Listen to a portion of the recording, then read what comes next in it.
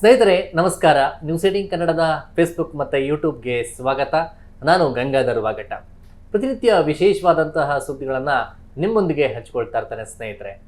ಇವತ್ತು ಕೂಡ ಕೋರ್ಟ್ ಒಂದು ಡೆವಲಪ್ಮೆಂಟ್ ವಿಚಾರ, ನಿಮಗೆಲ್ಲರೂ ಕೂಡ ಗೊತ್ತಿರುವಂತೆ ನಟ ದರ್ಶನ್ ಅವರ ಒಂದು ವಿಚಾರವನ್ನು ನಿಮ್ಮೊಂದಿಗೆ ಹಂಚಿಕೊಳ್ತಾ ಇದ್ದೇನೆ. ಅಂದರೆ ನಟ ದರ್ಶನ್ ಅಂತಂದರೆ ನಟ ದರ್ಶನ್ ಜೈಲಲ್ಲಿರುವಂತಹ ಕೇಸ್ ಅಂದರೆ ಬಹುಶಃ ರಾಷ್ಟ್ರಾದ್ಯಂತ ಭಾಳ ಸುದ್ದಿಯಾದ, ದೇಶಾದ್ಯಂತ ಸುದ್ದಿಯಾಗಿತ್ತು.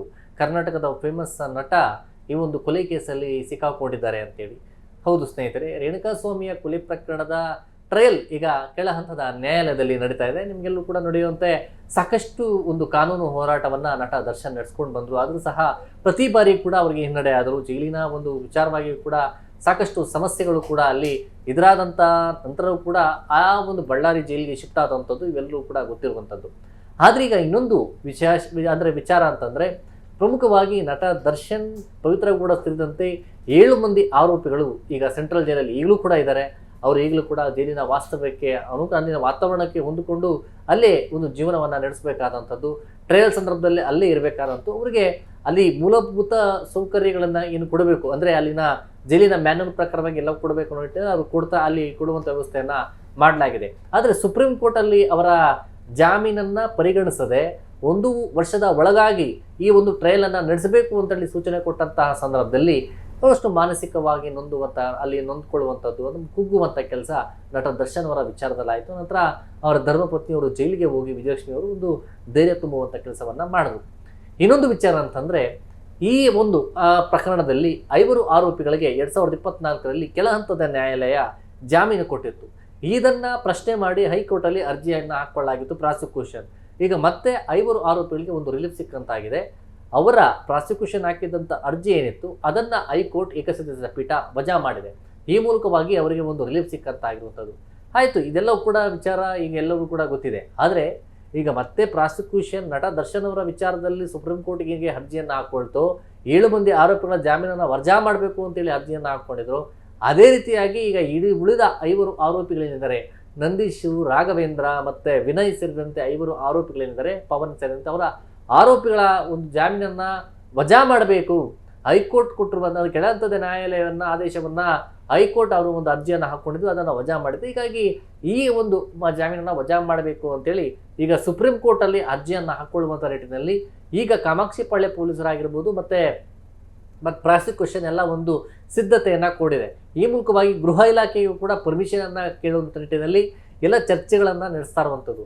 ಕಾನೂನಿನ ಚೌಕಟ್ಟಿನಲ್ಲಿ ಈಗೆಲ್ಲ ಇವರ ಪಾತ್ರದ ವಿಚಾರವಾಗಿ ಮತ್ತು ಸುಪ್ರೀಂ ಕೋರ್ಟಲ್ಲಿ ಸಲ್ಲಿಕೆ ಮಾಡಬೇಕಾದಂಥ ಅರ್ಜಿ ವಿಚಾರ ಮತ್ತು ಅದರ ಸಂಬಂಧಪಟ್ಟಂಥ ಒಂದು ವಿಚಾರಗಳೇನಿದೆ ಮತ್ತು ಮಾಹಿತಿಯ ವಿಚಾರ ಏನಿದೆ ಅದ್ರ ಬಗ್ಗೆ ಎಲ್ಲ ಕೂಡ ಈಗ ಸದ್ಯಕ್ಕೆ ಡಿಸ್ಕಸ್ ಮಾಡಲಾಗ್ತಾ ಇದೆ. ಲೀಗಲ್ ಒಪಿನಿಯನ್ನ ಪಡ್ಕೊಳ್ಳುವಂಥದ್ದು ಮತ್ತು ಈಗ SPP ಅವರು ಅದ್ರ ಬಗ್ಗೆ ಒಂದು ಡಿಸ್ಕಸ್ ಮಾಡುವ, ಅಂದರೆ ಆ ಬಗ್ಗೆ ಎಲ್ಲ ಒಂದು ಸಿದ್ಧತೆಯನ್ನು ಅವ್ರ ಟೀಮ್ ಮಾಡ್ಕೊಳ್ತಾ ಇರುವಂಥದ್ದು.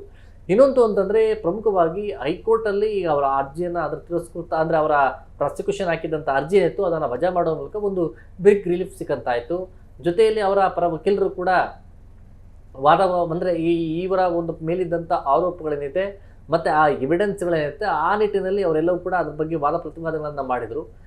ಈಗ ಸದ್ಯಕ್ಕೆ ಅವರು ರಿಲೀಫ್ ಸಿಕ್ಕಂತಾಗಿರುವಂಥದ್ದು. ಅವರು ಈಗ ಟ್ರಯಲ್ ನಡೀತಾ ಇರುವಂಥ ಕೆಳ ಹಂತದ ನ್ಯಾಯಾಲಯಕ್ಕೆ ಈಗ ಅವರು 59ನೇ CCH ಕೋರ್ಟ್ಗೆ ಈಗ ಟ್ರಯಲ್ಗೆ ಬರ್ತಾ ಇದ್ದಾರೆ. ಆದರೆ ಇನ್ನೊಂದು ವಿಚಾರ ಅಂತಂದರೆ, ಈಗ ಸುಪ್ರೀಂ ಕೋರ್ಟ್ಗೆ ಈಗ ಕೇವಲ 7 ಮಂದಿ ಆರೋಪಿಗಳ ಮೇಲೆ ಮಾತ್ರ ಇವರು ಸುಪ್ರೀಂ ಕೋರ್ಟ್ವರೆಗೂ ಹೋದರು. ಈಗ ಈ ಉಳಿದ 5 ಆರೋಪಿಗಳ ಮೇಲೆ ಯಾಕೆ ಇವರು ಸುಪ್ರೀಂ ಕೋರ್ಟ್ಗೆ ಹೋಗಿಲ್ಲ? ಕೇವಲ ಇಲ್ಲಿ ನಟ ದರ್ಶನ್ ಅವರ ಒಬ್ಬರನ್ನೇ ಒಂದು ಟಾರ್ಗೆಟ್ ಮಾಡಲಾಯ್ತಾ ಅನ್ನೋದು ಸಾಕಷ್ಟು ಈಗ ಕೇಳಿ ಬರ್ತಾ ಇರುವಂಥ ಮಾತುಗಳು. ಮುಂದೆಯೂ ಸಹ ಈ ಪ್ರಕರಣದಲ್ಲಿ ಆ ಮಾತುಗಳು ಬರುವಂಥದ್ದು ಮತ್ತು ಇನ್ವೆಸ್ಟಿಗೇಷನ್ ಟೀಮ್ ಮೇಲೆ ಒಂದು ಅನುಮಾನ ವ್ಯಕ್ತಪಡಿಸುವಂಥದ್ದು, ಇಲ್ಲ ಇದೆಲ್ಲ ಒಂದು ಕಡೆ ಕೇವಲ ಒಬ್ಬರನ್ನು ಮಾತ್ರ ಇವರು ಟಾರ್ಗೆಟ್ ಮಾಡ್ಕೊಂಡಿದ್ದಾರೆ ಅನ್ನೋ ಮಾತುಗಳು ಬರುವಂಥದ್ದು ಸಹಜ. ಇದೇ ಕಾರಣಕ್ಕೋಸ್ಕರ ಇವರೇನು ಮಾಡ್ತಾ ಇದ್ದಾರೆ ಅಂದರೆ, ಈಗ ಎಲ್ಲ ಆರೋಪಿಗಳು, ಅಂದರೆ ಈಗ 7 ಮಂದಿ ಆರೋಪಿಗಳಾಗಿದೆ, ಉಳಿದ 5 ಆರೋಪಿಗಳಿಂದ ಇವರು ಕೂಡ ಇವರನ್ನು ಸಹ ಸೇರಿಸೋಣ, ಅಂದರೆ ಇವರನ್ನು ಸಹ ಸುಪ್ರೀಂ ಕೋರ್ಟ್ವರೆಗೂ ತೆಗೆದುಕೊಂಡು ಹೋಗಿ ಅಲ್ಲಿ ಕೂಡ ಇವರ ವಜಾ ಮಾಡಬೇಕು ಅಂತೇಳಿ ಅರ್ಜಿಯನ್ನು ಹಾಕ್ಕೊಳ್ಳೋಣ. ಆ ಮೂಲಕವಾಗಿ ಅವರನ್ನು ಅರ್ಜಿಯನ್ನು ವಜಾ ಮಾಡಿದ್ರೆ ಜೈಲಿಗೆ ಇವರನ್ನು ಕೂಡ ಕಳಿಸ್ಬೋದು. ಈ ಮೂಲಕವಾಗಿ ಈ ಪ್ರಕರಣದ ಪ್ರಮುಖ ಆರೋಪಿಗಳನ್ನು ಕೂಡ ಜೈಲಲ್ಲಿ ಹಾಕಬಹುದು ಅನ್ನೋ ನಿಟ್ಟಿನಲ್ಲಿ ಈಗ ಎಲ್ಲ ಒಂದು ಪ್ರಿಪ್ರೇಷನ್ಸನ್ನೆಲ್ಲ ಈಗ ಮಾಡ್ಕೊಳ್ತಾ ಇರುವಂಥದ್ದು. ಆ ಸಂಬಂಧಪಟ್ಟಂಥ ಒಂದು ವಿಚಾರ ಏನಿದೆ ಅದಕ್ಕೆ ಬೇಕಾದಂಥ ಪ್ರಿಪ್ರೇಷನ್ಸನ್ನು ಮಾಡ್ಕೊಳ್ಳಾಗಿದೆ. ಈಗ ವಾರಕ್ಕೆ 4 ದಿನ ಟ್ರಯಲ್ ಮಾಡಬೇಕು ಅಂತೇಳಿ, ಅಂದರೆ ಮೊದಲು 59ನೇ CC ಅಂದರೆ 64 ಕೋರ್ಟಲ್ಲಿ ನಡೀತಾ ಇತ್ತು. 7ನೇ ಒಂದು CCH ಕೋರ್ಟಲ್ಲಿ ಏನು ಕೇಸ್ ಇತ್ತು, ಅಲ್ಲಿ ಜಡ್ಜ್ ಇಲ್ಲದ ಹಿನ್ನೆಲೆಯಲ್ಲಿ 64ನೇ CCH ಕೋರ್ಟಲ್ಲಿ ಈಗ ಟ್ರಯಲ್ನ ನಡೆಸಲಾಗ್ತಾ ಇತ್ತು. ಈಗ ಸ್ಟೇಷನ್ ವೈಸ್ ಡಿವೈಡ್ ಆದಂಥ ನಂತರ ಈಗ ಈಗ ಕಾಮಾಕ್ಷಿ ಪಾಳ್ಯ ಠಾಣೆಯ ಕೇಸ್ ಏನಿದೆ ಇದು 59ನೇ CCH ಕೋರ್ಟ್ಗೆ ಬಂದಿದೆ. ಸುಜಾತ ಸಾಂಬ್ರಾಣಿ ಅಂತೇಳಿ ನ್ಯಾಯಾಧೀಶಿಯವರ ಒಂದು ಪೀಠದಲ್ಲಿ ಈಗ ನಿನ್ನೆ ಅಷ್ಟೇ ಒಂದು ಟ್ರಯಲ್ ಪ್ರಾರಂಭ ಆಯಿತು. ಈ ಸಂದರ್ಭದಲ್ಲಿ ಎವಿಡೆನ್ಸ್ ಇಬ್ಬರನ್ನ ಸಾಕ್ಷಿಗಳನ್ನ ಅವರು ಕ್ರಾಸ್ ಎಕ್ಸಾಮಿನೇಷನ್ ಮಾಡುವಂಥ ಕೆಲಸ ಆಯಿತು. ಅಲ್ಲಿ ಇದೇ ಸಂದರ್ಭದಲ್ಲಿ ಅವರ ವಕೀಲರೇನಿದ್ದಾರೆ ಅಂದರೆ ದರ್ಶನ್ ಪರ ವಕೀಲರ ಸುನೀಲ್ ಅವರು ಕೂಡ ಒಂದು ವಾದವನ್ನ ಮಾಡಿದ್ರು. ಅಂದರೆ ಪ್ರಮುಖವಾಗಿ ಇದು ಟ್ರಯಲ್ಗೆ ಅಂದರೆ ಇನ್ನೊಬ್ಬರ ಸಾಕ್ಷಿ ಏನಿದೆ ಅವರನ್ನು ಮತ್ತೆ ಕ್ರಾಸ್ ಎಕ್ಸಾಮಿನೇಷನ್ ಮಾಡಬೇಕು ನಿಟ್ಟಿನಲ್ಲಿ ಏನು ಮನವಿಯನ್ನು ಮಾಡಿಕೊಂಡು ಅದಕ್ಕೆ ಇಲ್ಲ ಪದೇ ಪದೇ ರಿಪೀಟ್ ಮಾಡುವಂಥದ್ದಾಗೋದಿಲ್ಲ, ಇದು ಕೇವಲ 1 ವರ್ಷದ ಒಳಗಾಗಿ ಸುಪ್ರೀಂ ಕೋರ್ಟ್ ಈಗ ಸೂಚನೆಯನ್ನು ಕೊಟ್ಟಿದೆ. ಹೀಗಾಗಿ 1 ವರ್ಷದ ಒಳಗಾಗಿ ಅವರ ಕೇಸನ್ನು ನಾವು ಕ್ಲಿಯರ್ ಮಾಡಬೇಕು, ಅಂದರೆ ಟ್ರಯಲ್ ಏನಿದೆ ಆ ಟ್ರಯಲನ್ನು ಪೂರ್ತಿ ಮಾಡಬೇಕು. ಅಟ್ಲೀಸ್ಟ್ ಒಬ್ಬೊಬ್ಬರ ಒಂದು ಇಂಪಾರ್ಟೆಂಟ್ ಕೇಸ್ ಏನಿದೆ ಅದನ್ನು ಆದಷ್ಟು ಬೇಗ ನಾವು ಕ್ರಾಸ್ ಎಕ್ಸಾಮಿನೇಷನ್ ಟ್ರಯಲನ್ನು ಮುಕ್ತಾಯ ಮಾಡಿದ್ರೆ ಎಲ್ಲ ಕೂಡ ಅನುಕೂಲ ಆಗುತ್ತೆ ನಿಟ್ಟಿನಲ್ಲಿ ಕೂಡ ಅವರು ಅಂದರೆ SPP ಅವರು ಕೂಡ ಒಂದು ಮನವಿಯನ್ನು ನ್ಯಾಯಾಧೀಶರ ಬಳಿ ಕೂಡ ಮನವಿಯನ್ನು ಮಾಡಿಕೊಂಡ್ರು. ಅದೇ ರೀತಿಯಾಗಿ ಈ ಒಂದು ಟ್ರಯಲ್ನ ಹಂತದ ಸಂದರ್ಭದಲ್ಲಿ ಎವಿಡೆನ್ಸ್ಗಳ ಒಂದು ಕ್ರಾಸ್ ಎಕ್ಸಾಮಿನೇಷನ್ ಮಾಡುವಂಥ ಪ್ರಕ್ರಿಯೆಗಳಿದೆ, ಬೇಗ ಅದನ್ನು ಮುಗಿಸ್ಕೊಳ್ಬೇಕು. ಮತ್ತು ಎಲ್ಲವೂ ಕೂಡ ತುಂಬ ಯಾವುದೇ ರೀತಿ ಸಮಸ್ಯೆ ಆಗದಂಥ ರೀತಿಯಲ್ಲಿ ಸುಪ್ರೀಂ ಕೋರ್ಟ್ ಕೊಟ್ಟಿರುವಂಥ ಗೈಡ್ಲೈನ್ಸ್ ಅಂದರೆ ಸೂಚನೆ ಏನಿದೆ ಅದನ್ನು ನಾವು ಕೂಡ ಪಾಲನೆ ಮಾಡೋಣ ಅನ್ನೋ ನಿಟ್ಟಿನಲ್ಲಿ ನ್ಯಾಯಾಧೀಶರು ಕೂಡ ಹೇಳಿರುವಂಥದ್ದು. ಈಗ ಸದ್ಯಕ್ಕೆ ಇಬ್ಬರ ಕ್ರಾಸ್ ಎಕ್ಸಾಮಿನೇಷನ್ ಆಗಿದೆ ಮತ್ತು ಇವತ್ತು ಕೂಡ ವಿಚಾರಣೆ ಕೂಡ ವಾರಕ್ಕೆ 4 ದಿನ ಅಂದರೆ ಸೋಮವಾರ, ಮಂಗಳವಾರ, ಬುಧವಾರ, ಗುರುವಾರ 4 ದಿನಗಳವರೆಗೂ ಕೂಡ ಈ ಒಂದು ಟ್ರಯಲ್ ಪ್ರಕ್ರಿಯೆ ನಡೆಯುತ್ತೆ.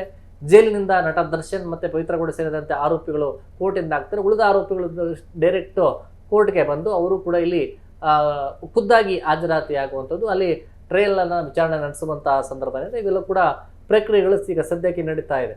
ಈಗ ಈ ಒಂದು ಸಂದರ್ಭದಲ್ಲಿ ಈಗ ಸುಪ್ರೀಂ ಕೋರ್ಟ್ ಹೋಗುವಂಥ ನಿಟ್ಟಿನಲ್ಲಿ ಸಿದ್ಧತೆಯನ್ನು ಮಾಡಿಕೊಂಡಿದ್ದಾರೆ. ಬಹುತೇಕವಾಗಿ ಮುಂದಿನ ವಾರ ಅವರು ಸುಪ್ರೀಂ ಕೋರ್ಟ್ಗೆ ಈ 5 ಆರೋಪಿಗಳ ಜಾಮೀನು ಅರ್ಜಿಯನ್ನು ವಜಾ ಮಾಡಬೇಕು ಅಂತ ಅರ್ಜಿಯನ್ನು ಹಾಕುವಂಥ ಸಾಧ್ಯತೆಗಳಿದೆ. ನೋಡೋಣ, ಅವತ್ತು ಸುಪ್ರೀಂ ಕೋರ್ಟಲ್ಲಿ ಒಂದು ವೇಳೆ ಅರ್ಜಿಗಳು ಹಾಕುವಂಥ ಸಂದರ್ಭದಲ್ಲಿ ಗೃಹ ಇಲಾಖೆ ಆಲ್ಮೋಸ್ಟ್ ಮೊದಲು ಕೊಟ್ಟಿರುವಂಥ ಪ್ರಕರಣದ ವಿಚಾರವಾಗಿ ಅವರು ಕೂಡ ಪರ್ಮಿಷನ್ ಕೊಡುವಂಥ ಸಾಧ್ಯತೆ ಇದೆ.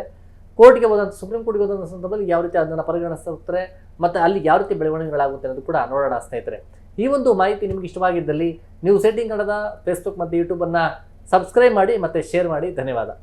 ನಿರ್ಭೀತ, ನಿಷ್ಪಕ್ಷಪಾತ, ವಿಶ್ವಾಸಾರ್ಹ ಸುದ್ದಿಗಳಿಗೆ ಮತ್ತೊಂದು ಹೆಸರಾಗಿರುವ ನ್ಯೂಸ್ 18 ಕನ್ನಡ ಈಗ ಆಪ್ನಲ್ಲೂ ಲಭ್ಯವಿದೆ. ದಯವಿಟ್ಟು ಇಲ್ಲಿರುವ QR ಕೋಡ್ ಸ್ಕ್ಯಾನ್ ಮಾಡಿಕೊಂಡು ಆಪ್ ಡೌನ್ಲೋಡ್ ಮಾಡೋದಕ್ಕೆ ಮರಿಬೇಡಿ. ನಿಮ್ಮ ಬೆಂಬಲ ಹೀಗೆ ಸದಾ ನಮ್ಮೊಂದಿಗಿರಲಿ. ಧನ್ಯವಾದ.